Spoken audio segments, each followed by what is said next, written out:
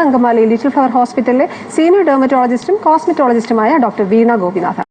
മാം, ഇപ്പം ലൈറ്റുകളുടെ ഒക്കെ കാര്യം പറയുമ്പോൾ ഈ അൾട്രാവയലറ്റ് രശ്മികൾ ഉണ്ടാകുന്നത് സൂര്യപ്രകാശത്തിൽ നിന്ന് തന്നെയല്ല, ആർട്ടിഫിഷ്യൽ ലൈറ്റുകളിൽ നിന്നുണ്ട്. അപ്പം കൂടുതൽ ലൈറ്റുകളുടെ ഒക്കെ ഒരു സാന്നിധ്യത്തിലിരുന്ന് വർക്ക് ചെയ്യുമോ, അല്ലെങ്കിൽ ഞാൻ ചോദിക്കുന്ന ഒരു സാധാരണ ട്യൂബ് ലൈറ്റ് ആണെങ്കിൽ പോലും നമ്മൾ ഈ സൺസ്ക്രീൻ പുരട്ടിയിട്ട് ഇരിക്കുന്നതാണോ, അതായത് പ്രശ്നമുള്ളവർക്ക്? അതെ അതെ അതെ അതെ പ്രശ്നമുള്ളവർക്കെന്നല്ല, എല്ലാവർക്കും നല്ലത് അത് തന്നെയാണ്. എന്ന് വെച്ച് കഴിഞ്ഞാൽ നമ്മൾ ആർട്ടിഫിഷ്യൽ ലൈറ്റ് സോഴ്സസിന്റെ അടിയിൽ കൂടുതൽ സമയം ഇരിക്കുമ്പോൾ നമുക്ക് ഒരു പക്ഷേ നമ്മളുടെ ആ സൺ ബേണോ അല്ലെങ്കിൽ അലർജിക് റിയാക്ഷൻസോ ഉണ്ടാവണം എന്നില്ല.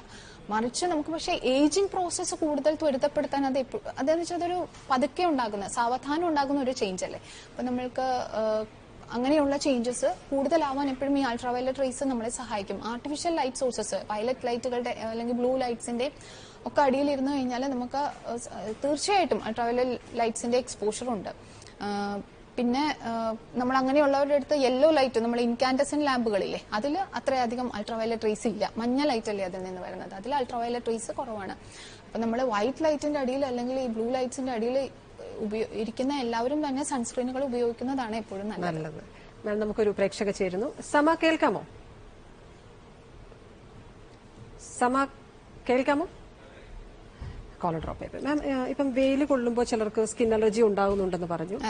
അപ്പം ചിലപ്പോൾ കഴിക്കുന്ന മരുന്നുകളുടെ ഭാഗമായിട്ട് ഉണ്ടാകാമെന്ന് മാം പറഞ്ഞു. ഞാൻ ചോദിക്കുന്നത്, അപ്പം നമുക്കത് അറിയാവുന്ന ആളുകൾക്ക് ഓൾറെഡി നമ്മുടെ സ്കിൻ സെൻസിറ്റീവ് ആണ്, വെയിൽ, എങ്ങനെയാണ് അതിനെ പ്രതിരോധിക്കാൻ സാധിക്കുക?